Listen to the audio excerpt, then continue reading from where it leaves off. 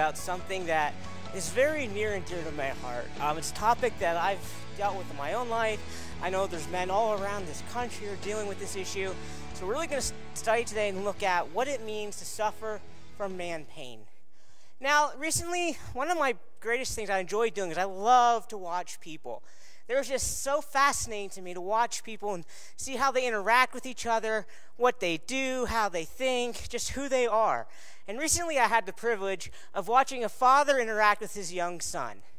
Now, this is a topic that I have a lot of interest in.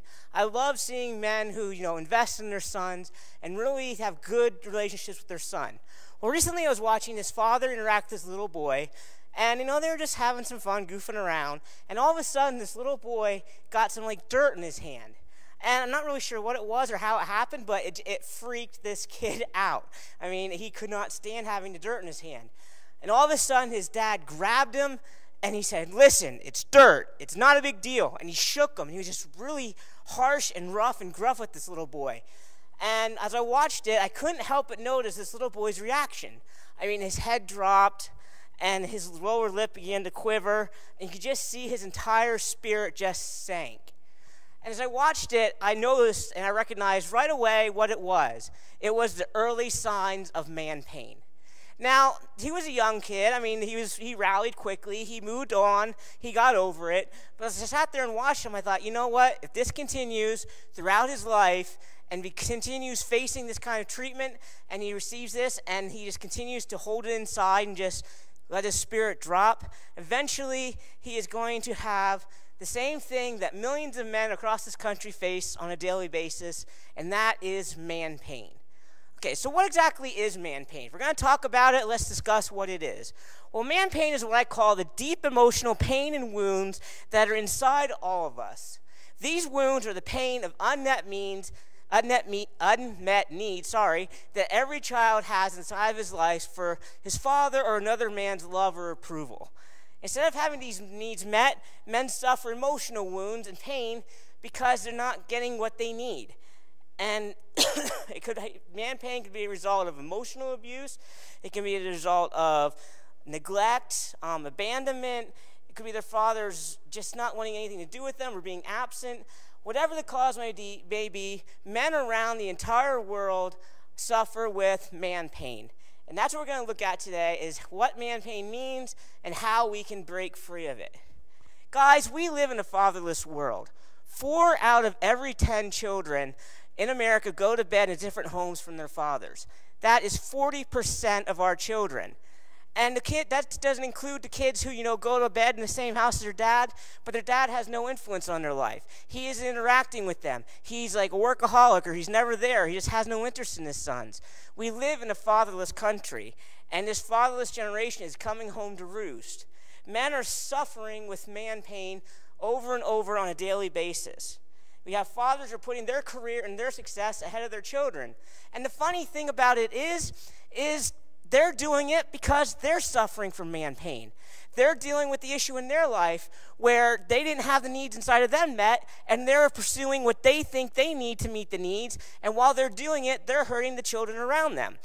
Their own children are suffering because they're not dealing with their man pain. So it's just a maddening cycle that goes on and on and on, and I believe that it's time that we just stand up and we break this pattern and we learn how to conquer man pain in our lives.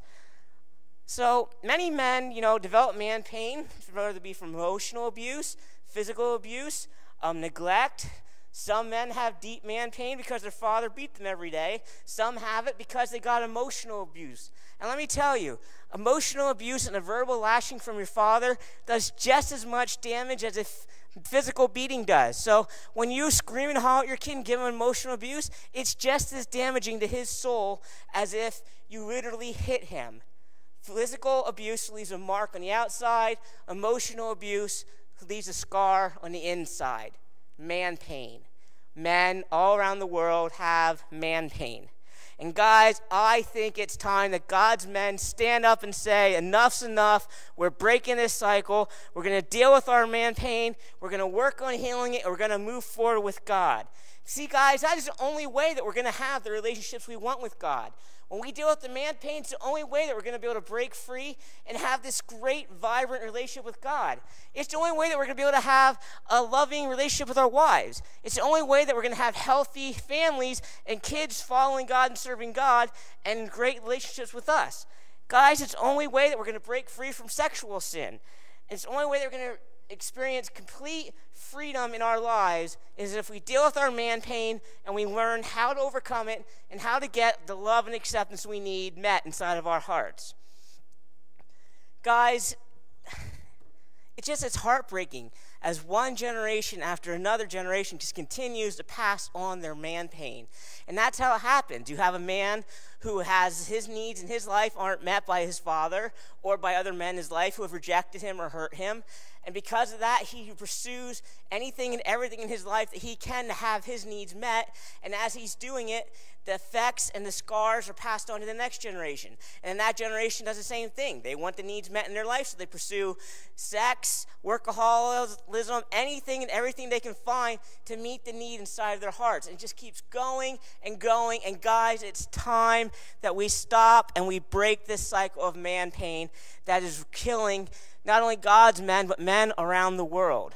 And I'm a firm believer in studying the Bible and studying the lives of the men in the Bible. I mean, the Bible is full of so many men who have such great examples and great testimonies in their life. They can teach us, and we can study, we can see how their lives went, what the results of their actions were, and how we can learn and avoid making the same mistakes.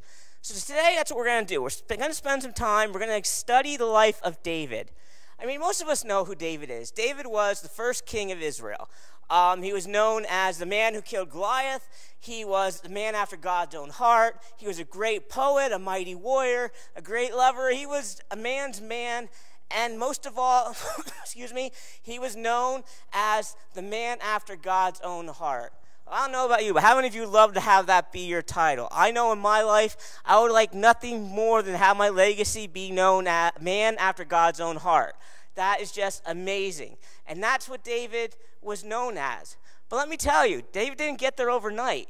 You see, if there was ever a man in the Bible who struggled with man pain, it's David.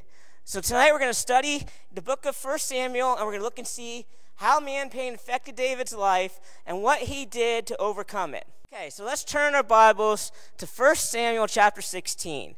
Okay, as you turn there, we're going to look at this and what's going on. I'll give you a little background as you turn there. Saul is the first king of Israel. The people kind of had a mini revolt against God, and they said, we're tired of having God be our leader. We want a man that we can see and that we know and that we can understand how he works. We want a new king. So when they rebelled against God and demanded a king, God gave them what they wanted. Well, how many of you know that sometimes when God gives us what we want, we find out we really didn't want it after all? You see, Saul was a horrible king. Saul looked the part of the king. He was huge, he was buff, he was strong, but inside, he was an idiot. He did not do anything the way he was supposed to do it. He didn't follow God. He didn't obey God. He didn't serve God, except for when it met his needs or, it made him look good. But for the most part, he didn't have a heart for God. And eventually, he went so far as to totally disobey God, and he went and he made himself equal to the prophet Samuel, and he offered sacrifices after being told by God, first, don't let anybody live after the battle, and second, do not offer sacrifices. Well, he saved what he wanted from the battle. He didn't obey God, and then he offered sacrifices instead of Samuel. And as a result, God rejected him, and he said, you're not going to be king anymore. I'm choosing a new king. Well, Samuel kind of took this a little bit personally, because Samuel was the one who God used to anoint Saul, and Samuel tried for years to interact with Saul. And when God rejected Saul, Samuel kind of he took it hard, and he kind of moped a little bit. And eventually God said, okay, Samuel, enough's enough.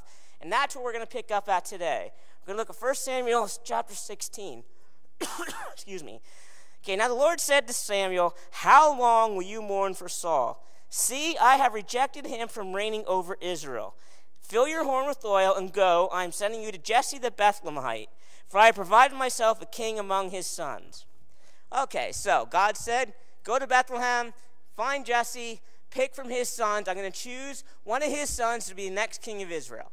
So Samuel packs up. He makes the trek to Bethlehem, tracks down Jesse, and he says, God's going to pick a new king. It's going to be one of your sons.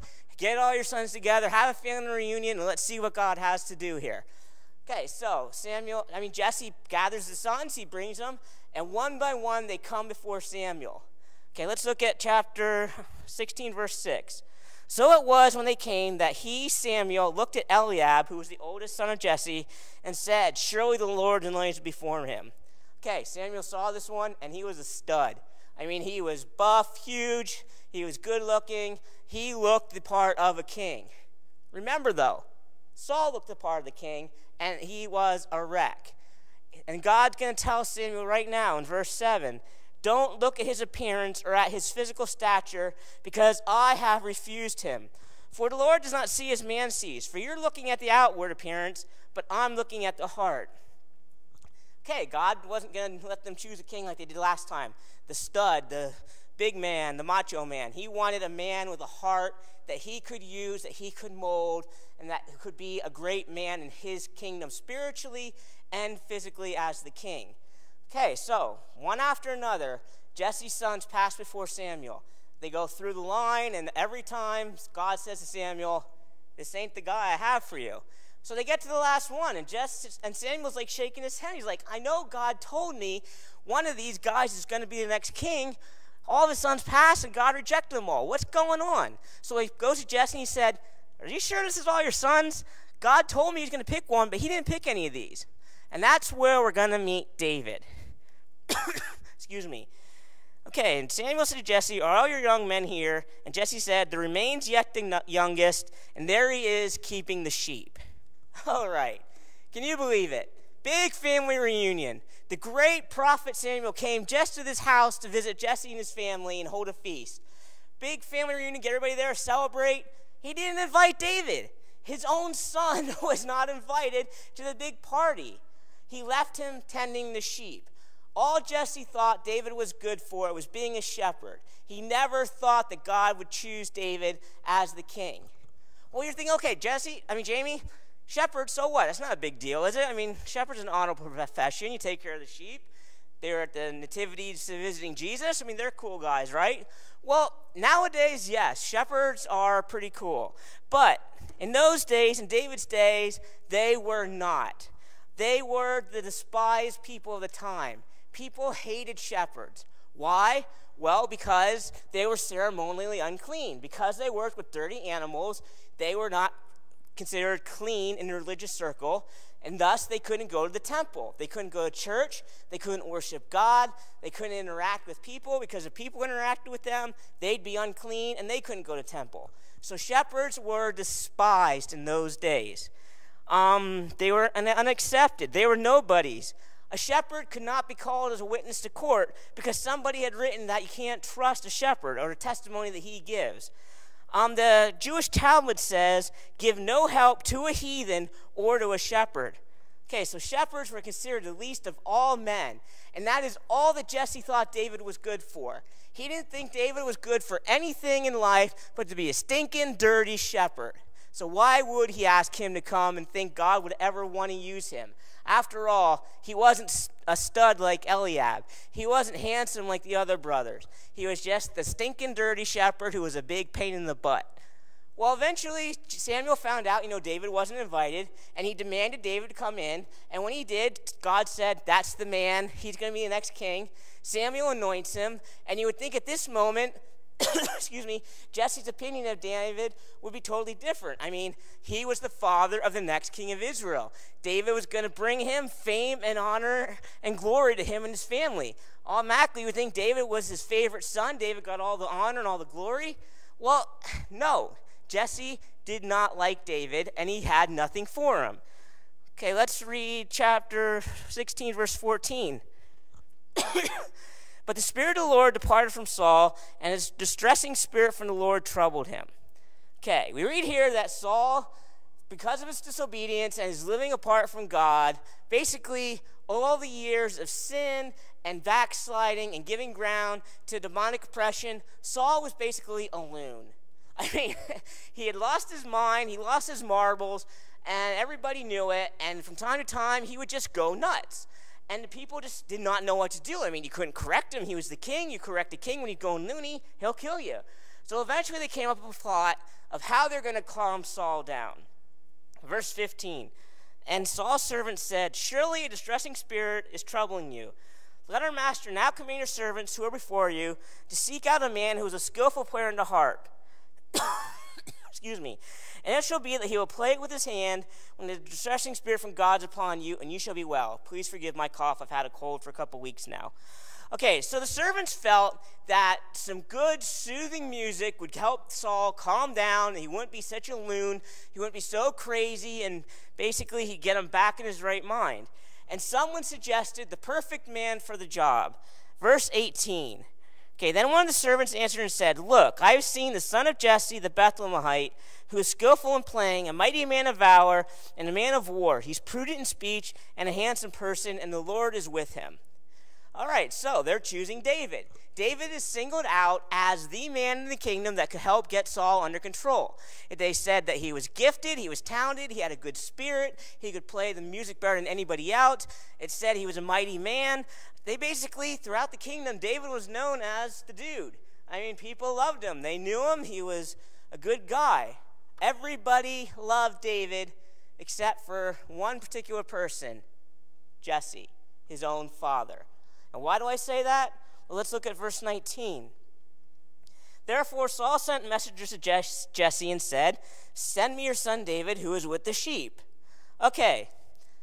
Apparently the fact that David had been anointed as king of Israel, apparently the fact that everybody knew David and they loved him and thought he was a great guy, apparently the fact that he was anointed and was a skilled musician, he was strong, he was talented, all of that did nothing to sway Jesse's opinion of David. No, he still had no time for David, and as soon as he could, he sent David back to the sheep. The anointed king of Israel was sent back to the unclean, despised profession, because that's all Jesse thought David was good for. Now, you might be thinking, Jamie, you're stretching this a little bit, aren't you? It doesn't really imply that David's dad didn't like him. Well, it really does apply that. Let's look at Psalms 27, verse 10. And we're going to see in David's own words how he felt about his father. Okay, Psalms 27, verse 10 says, when my father and my mother forsake me, then the Lord will take care of me.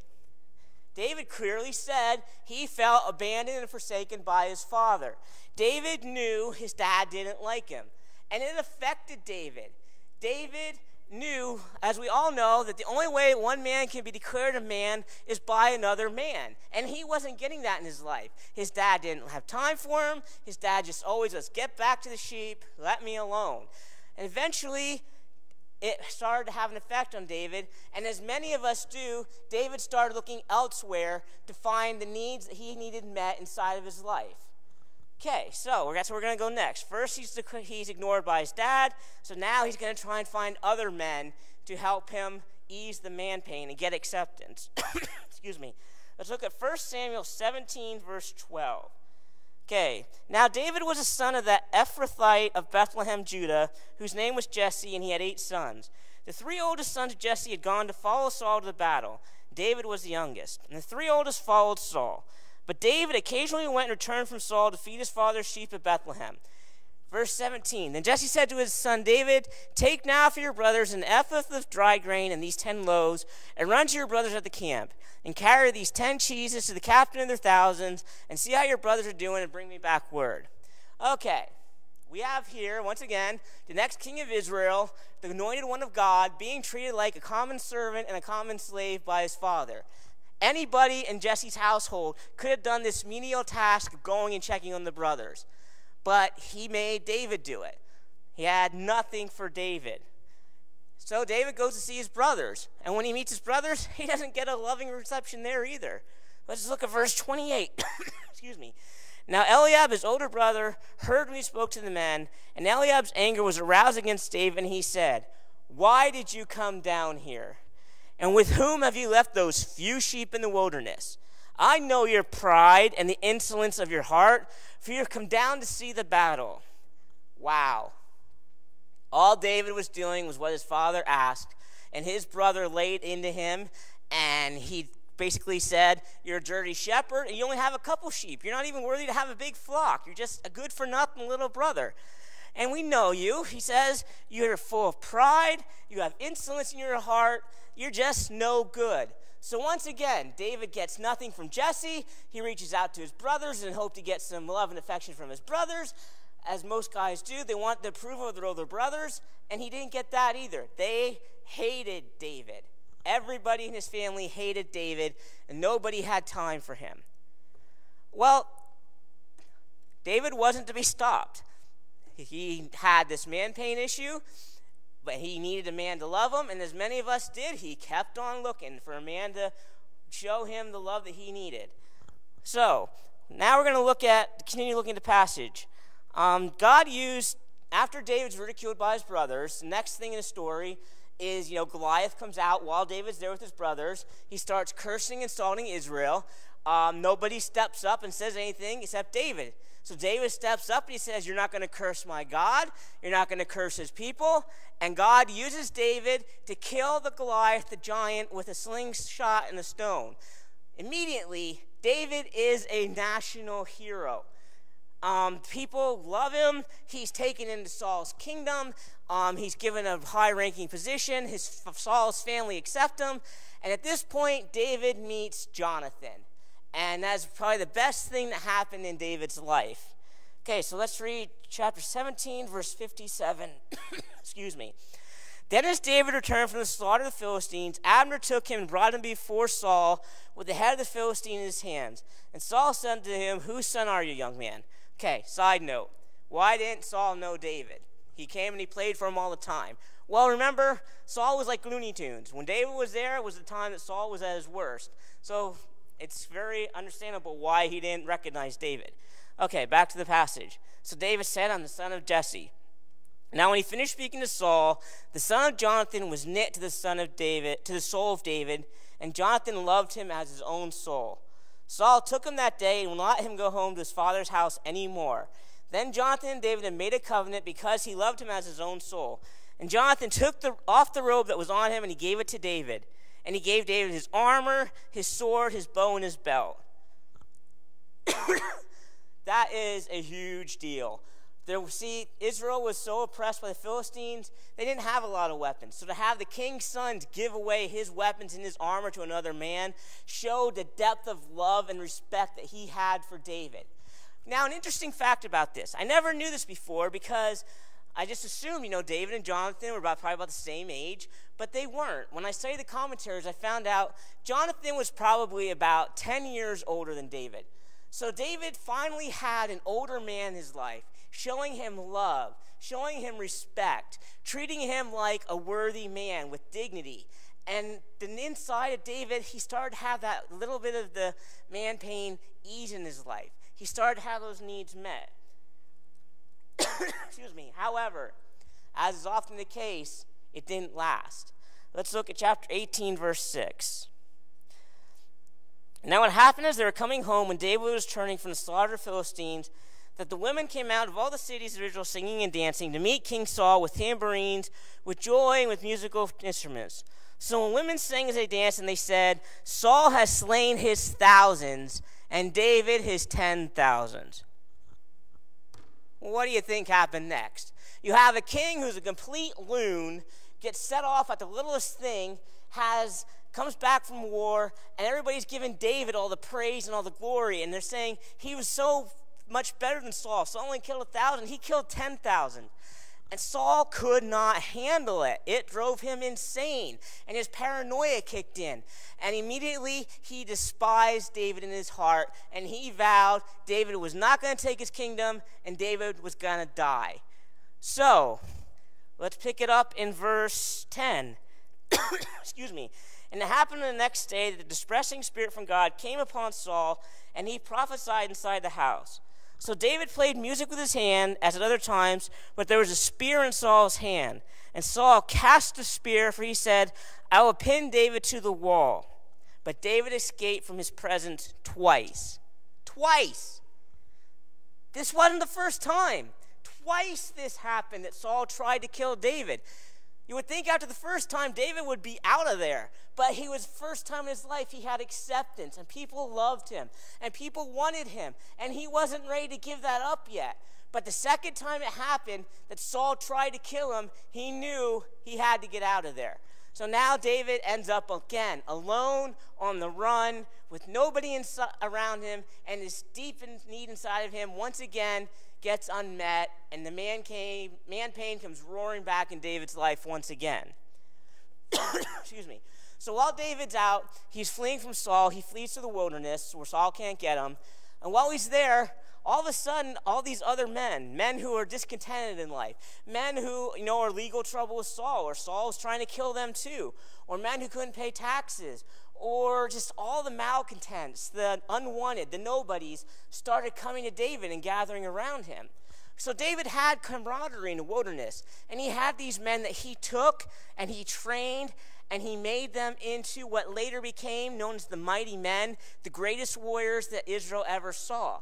So David had a little bit of relief from his man-pain as he interacted with these other men, but it was more of him giving to them. They weren't really meeting his needs. Excuse me. At this point in his life, on the run with all these dudes around him, these tough guys around him, this little band of marauders, that David once and for all has to face his man-pain. He has to look it square in the eye, and he has to overcome. And we see that in 1 Samuel 25, verse 4. Okay, I'm going to set the scene a little bit here. David and his men, are wandering around the wilderness, and they take up work basically being bodyguards to other shepherds in the area. This is the area where a lot of shepherds went, and they kept their flocks until it was time for shearing. We talked about how shepherds were despised and hated, so it wasn't uncommon for a shepherd to be harassed or to be robbed or beaten. So David and his men decide, they're going to become the bodyguards for the shepherds. They're going to go out. Anybody comes and messes with the shepherds, they're going to answer to David and his men. So they take up work taking care of some men who work for a guy named Nabal. So they're with Nabal's men. Nothing goes wrong. Nabal doesn't lose a single sheep the whole time that David and his men are there. Excuse me. So David figures, we did a great job. His men loved us. They felt safe. They're going to go home. They're going to tell Nabal all about us. And when it comes time for Nabal to shear the sheep, he's going to come pay us back a little bit. He's going to kick a little bit of it our way, and we're going to be good.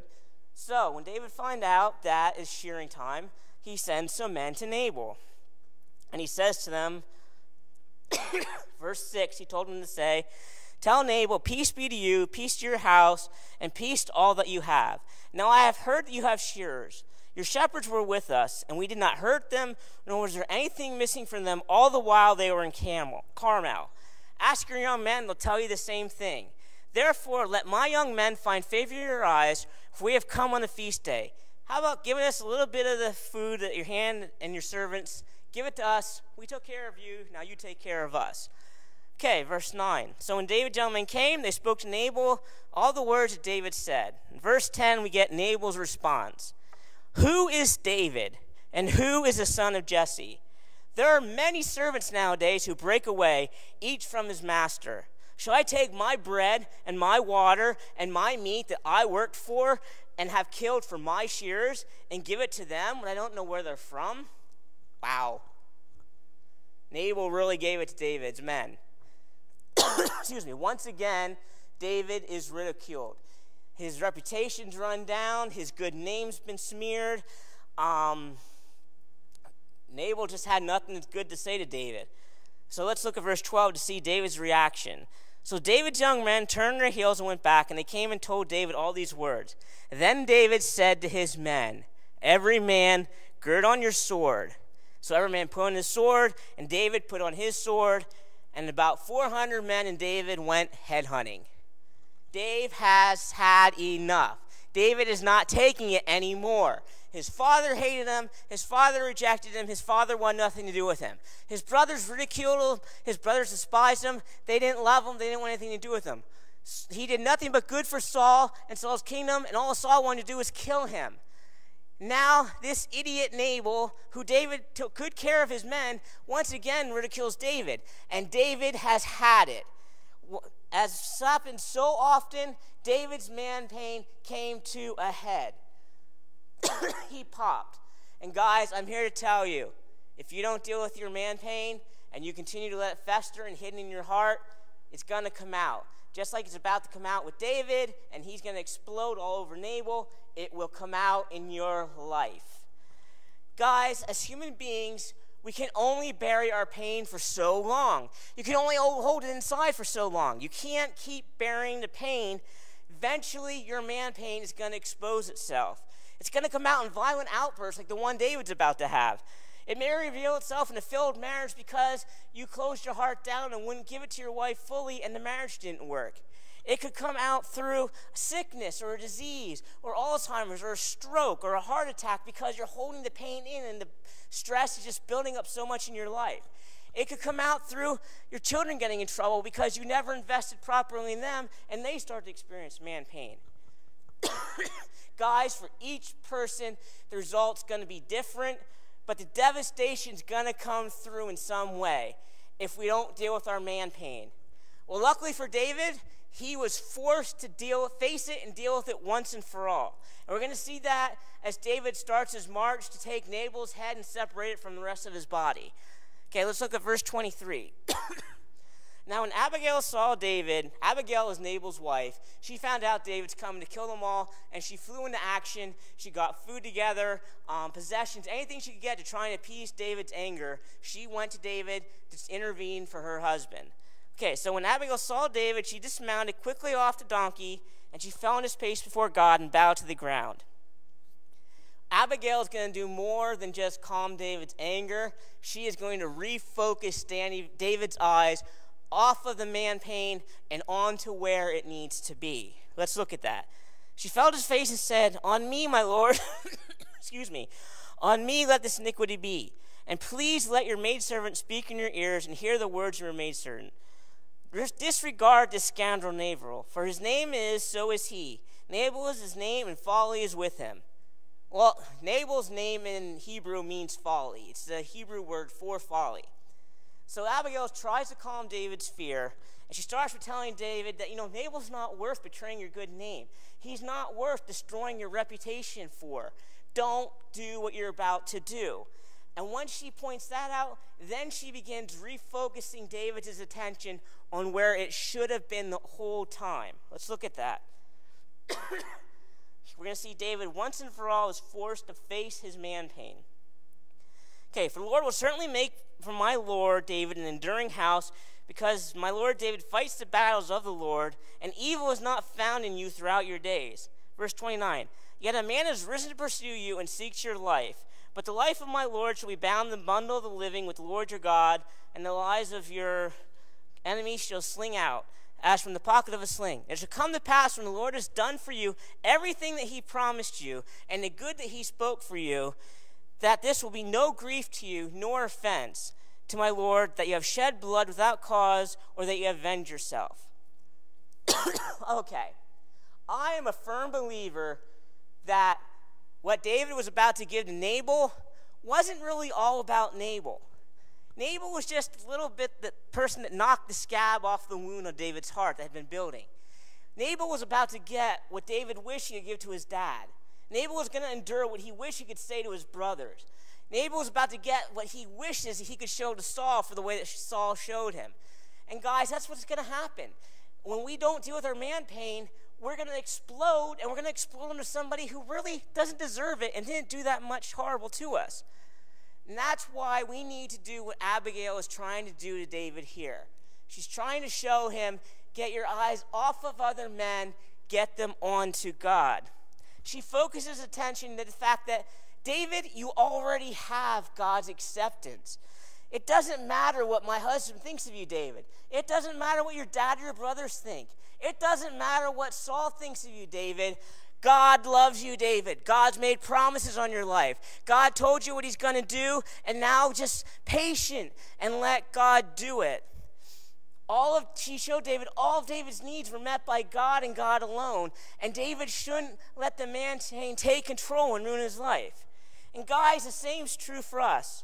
Guys, no human man, not our fathers, not our brothers, not our mentors, not our bosses, not our friends, not our pastors, nobody is ever going to meet that need that's deep inside of our hearts. Only God can meet the need inside of us and fill that empty spot. Excuse me. Guys, human beings are sinful. All men fail, and no man's going to meet all your needs. But God will meet your needs. Only God will do it. The good news is he is ready and he's willing. He's waiting for us to come to him and say, God, I hurt. I need somebody to heal the pain inside my life. I need my needs met. Father, will you meet my needs? Will you heal me? Will you love me?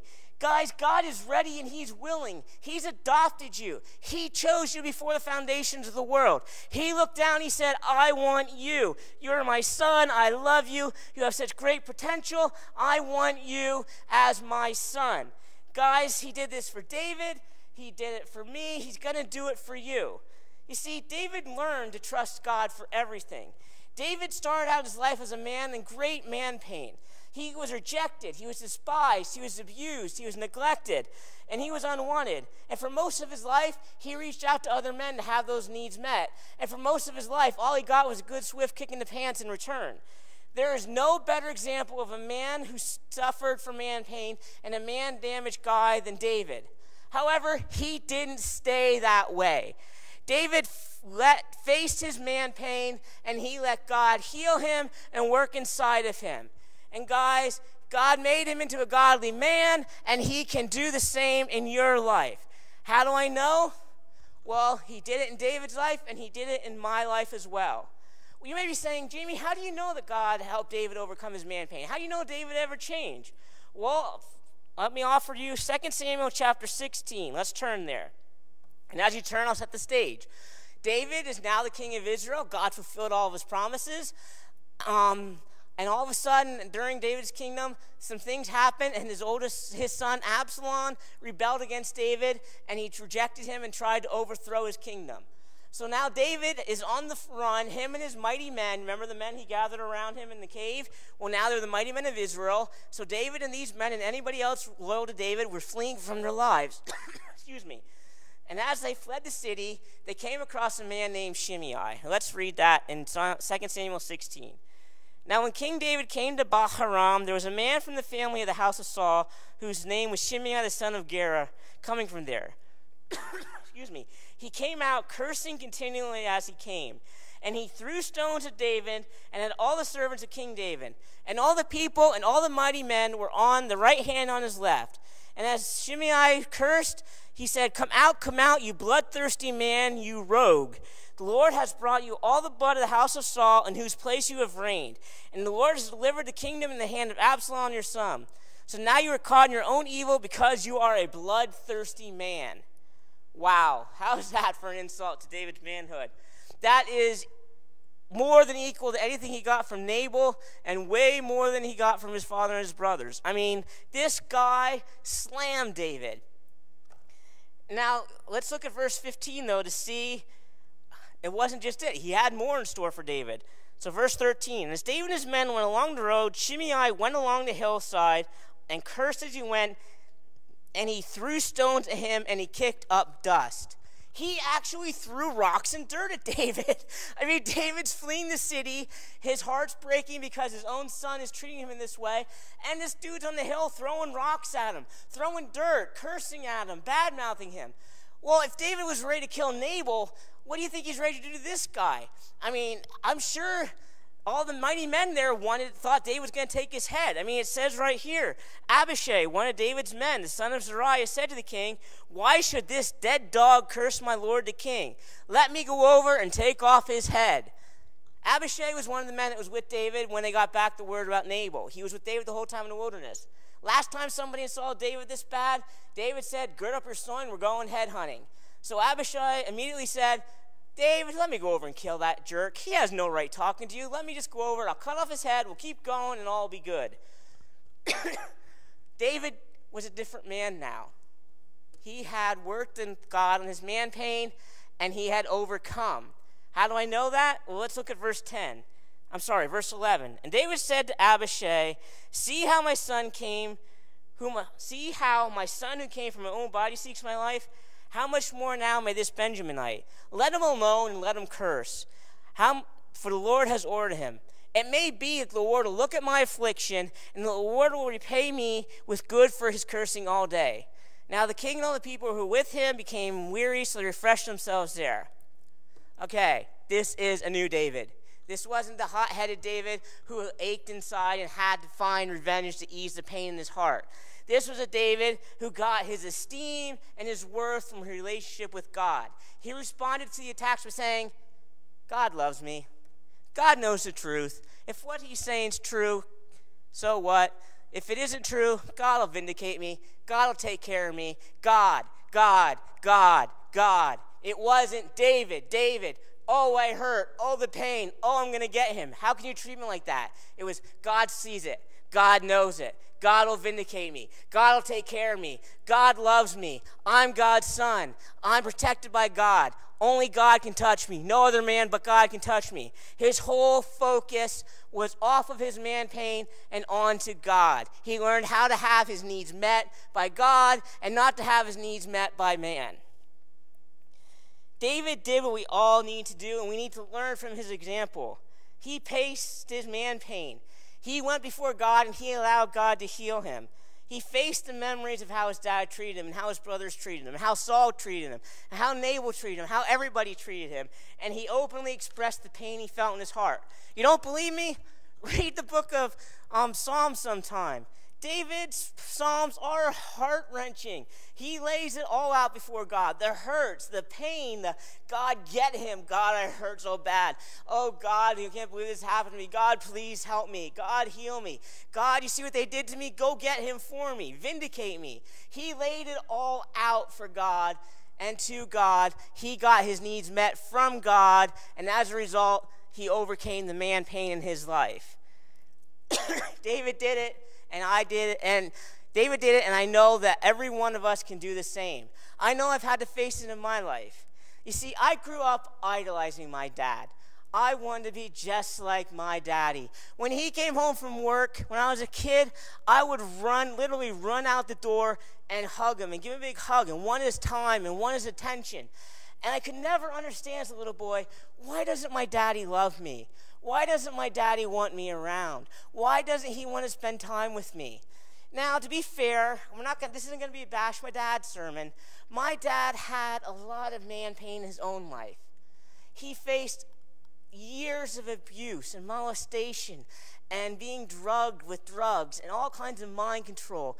And he had so many wounds and so much hurt and pain in his heart that he couldn't give to anybody else because he was so in need himself. And as an adult, now I can see that my dad had man pain. But as a kid, I couldn't see it. All I wanted to know is, why doesn't my daddy love me?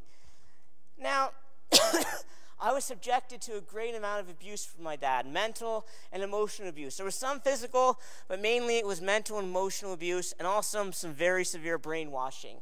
I'm not going to go into great detail, but it was bad. And inside, all I wanted was my dad just to love me, and my dad to be proud of me, and my dad to have something for me just to build me up and make me feel loved.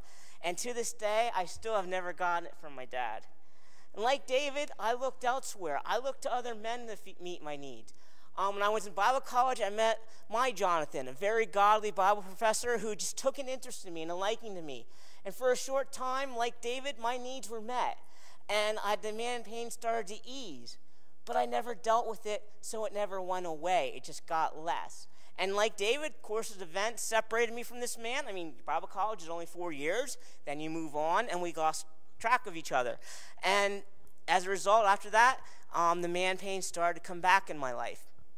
After I graduated college, God made me do the one thing in life I never wanted to do. He sent me back home.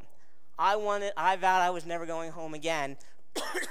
And after graduation, God sent me back home, and God forced me to literally deal with my man pain and look at my heart and face it once and for all. I had to face it, and God didn't allow me to minister until I started working on my man pain. And eventually, at first I put up a fight. I wasn't going to face it. I wasn't going through this. Eventually, God wore me down. I began to face the man pain and deal with the hurt and the pain. And I'll never forget the night it came to a full head in my life. Some different things happened, and I became so enraged with my dad that I could have literally knocked his lights out. But instead of hitting him, I turned and I put my fist right through a wooden door. So I'm standing there with a broken door, a hurt hand, and my heart was shattered. I was devastated. I immediately thought, oh dear God, how can you ever use me? I'm never going to minister. I am such a wreck. You're never going to be able to do anything with me. I am just as abusive as my dad. God, can you do something? Can you heal me? I had to tell God, God, I know how to be an abuser. God, I know how to be angry. I know how to be full of rage. God, I know how to be addicted to pornography. God, I know how to be a liar. But God, I don't know how to be a godly man. It's what I want more in life than anything else, to be a godly man, but I don't know how, and I am not one. Please help me. And over time, I began to work with God, and he began to heal me and to heal my heart. And he began to make me face things that I had buried so deep in my life, issues and events and occurrences with my dad that I vowed I would never think about, look at, and I buried and blacked them out, and God brought them back. And I'm not going to lie to you. It was hard. It hurt. But until I looked at it and faced it, I was in bondage to it. But once I looked at it and I cried to tears and I asked God to heal me, then I could move forward free of the man pain. I could move forward free in God to become a godly man, to be the man that he wanted me to be. And guys, God changed my life, and he made me into a different man, and he can do the same for you. Guys, the best way to overcome man pain is to develop a relationship with God, an honest relationship, a real relationship, a relationship where you go to God and you tell him anything and everything you're feeling, the hurts and the pains, and you allow him to heal you. Allow God to point out the garbage in your heart, the memories, the pain, the hurts, anything and everything that's inside of you that's keeping you separate from God. Ask God to show, to reveal, to heal, and to help you move forward. Guys, that is the only way that you're going to overcome your man pain. But I'm here to tell you, God will answer this prayer because it lines up perfectly with his will. Guys, God really does love you. No matter how your fathers treated you, no matter how other men treated you, it is in no way a representation of how God feels about you. God loves you at all times. Even when you sin, God loves you enough to discipline you and get you back into a relationship with him. God is the only one that can fill the need inside of your life. God is the only one that can remove your man pain. Only God can take your broken, wounded heart and fill it with love. Then, like David, you're going to be free to experience God in a way never imagined before. You'll be able to become a man after God's own heart. And you'll be able to love God, interact with God, and you'll be broken free of your man pain. I know he did it in David's life, he did it in my life, and he's waiting today to do it in yours. So as we come to close, I want to share with you something that I wrote during the time when I first began to deal with my man pain. It's called, Who Am I? And I hope as I read this, it just ministers to you. Excuse me. I'm a man like so many of you. I'm the son of my father. We all have a father. Some men's fathers are men to model, full of character and dignity. Some men's fathers are deserters, abandoning a son who needs them. Then there are fathers who don't desert their sons physically, but are there nowhere to be found emotionally or mentally. No matter what type of father you have, you're still someone's son, just like me. I'm a man searching for love and acceptance. I'm a man looking for a father's pride and approval, just like you. I'm a man who, if he doesn't receive it from his father, looks to someone else. Some men look to a girlfriend, some to a mentor, some to an admired friend. I'm a man who's looked everywhere for a father's love and only to come back disappointed, empty, and alone. I'm a man who, in extreme desperation, turned to the Holy Bible. I learned I'm a man who is loved by God. I have an adopted father who loves me and he wants me. Unlike the other men in my life that I've turned to, this father fills all of my needs. He fills me and he makes me complete. I am a man with an advocate. I'm a man with a protector. I receive unconditional love. I have a father who loves me enough to discipline me. My father keeps every one of his promises. He laughs with me in the good times, and he carries me through the bad. Who am I? I am a child of God. He is my father, and I am his boy. I am a man who has found complete satisfaction. I accept myself, not for who I am, but what God can make me to be. My search is over, my needs are fulfilled, as I daily cry out, Abba, Father. Guys, you are a man just like me. It doesn't matter who your dad is or what you've done. Guys, complete forgiveness, acceptance, and love can be yours when you cry out to God. You are a man like me. You're God's boy. Guys, he's just waiting. He loves you. He wants you. He wants to heal your heart. He wants to fill your needs. He wants to be everything in your life that you need him to be. He's just waiting for you to say, Daddy, I need you. God, heal me. God, help me. Help me break free of my man pain. Let's pray. Heavenly Father, just thank you for all these men. Father, just pray that your Spirit will just settle down this place right now.